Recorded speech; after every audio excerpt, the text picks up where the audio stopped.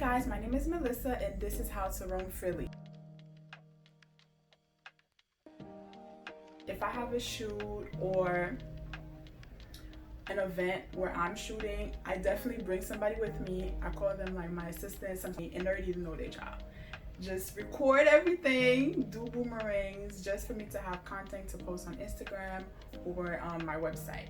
As a photographer, you want to have those because most of the time you do like the job or the work for the client takes their content and go, and sometimes you can't even post the client's content, but you can post the behind the scenes if you do have them, just to show like people what you're doing, and that's how you build like a supporter base, because they feel more connected when they see you in action. That's what I realized like these past few months, like my behind the scenes really do well when I post them, because they see like, oh okay, you're bringing people into your world.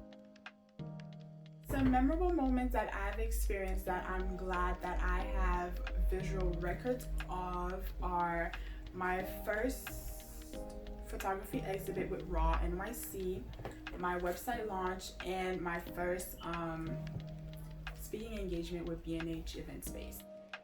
I have a vlog of my first photography exhibit, which was with Raw NYC, and I literally vlogged the whole day from beginning to end. And a lot of people like that. A lot of people that couldn't make your event could also like that. Like they'll feel like they were a part of it even though they weren't there. Just to see like how you prepare for it in the morning, how you set up, how the actual event went, and of course you need to show people what happens after you're done with a project or with an event. Like everything has to go down after the glitz and glamour. You gotta take it all off. So you have to show people that also. So when I watch back to this vlog footage, it shows me like, wow, Melissa, you really did that.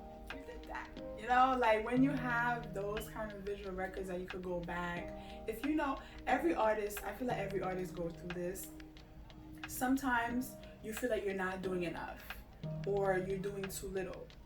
But when you go back to look at these past stuff you've done, like, yo, I really did this.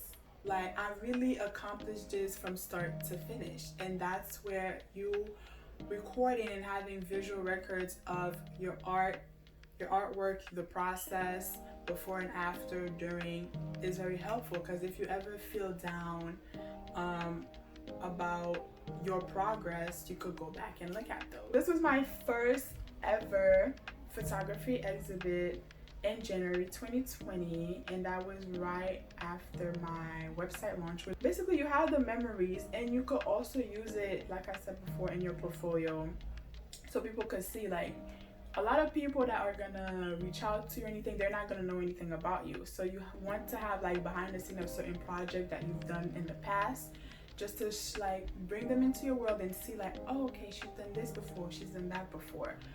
I think I could work with her, or like we think we could work with her, or I think I could hire her for a project or something. And another memorable experience would be my website launch, where we didn't really record photos, we photographed the whole experience, so you could see people's facial expression, them mingling with other people. You see the interaction, where you could feel the vibe, the energy that was in the room that day through the photos. And one thing I really pride myself with in Melissa B Studios when we photograph events is that you have to capture the energy and the vibe that was in the room. And as a photographer, I cannot tell you when those are. You just have to catch them, because it happens. And another memorable experience I had was my B&H Event Space talk, where they were recording me live on Zoom, and I had my camera set up just to record like the behind the scenes on like how that whole process. And doing that, posting the Zoom video and posting the behind the scene video, had more love, because people saw like, oh okay, this was happening while she was talking. And it basically showed how nervous I could get when I'm doing live videos.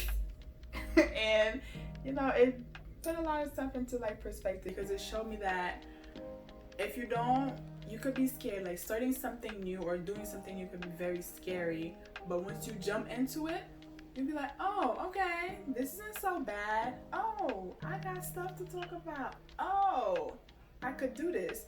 And then to see your reaction after it's done and everything, it's like you feel relief and happy and excited that you did whatever project it was. Because, you know, that's what behind the scenes are there for, to show you the different emotions. Like whether you're behind the scene just recording you going live, or whether you do a vlog of your whole day and of your creative process, whether you photograph your creative process, all of those shows your personality.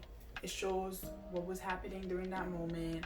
And when it's not even about people, it's not even to show about people, but when you personally go back and look at those footage or those photos, you feel like, wow, I did that. And you could see the progress. So when you make it out there, you could be like, yup, this was me back then, and this is me now.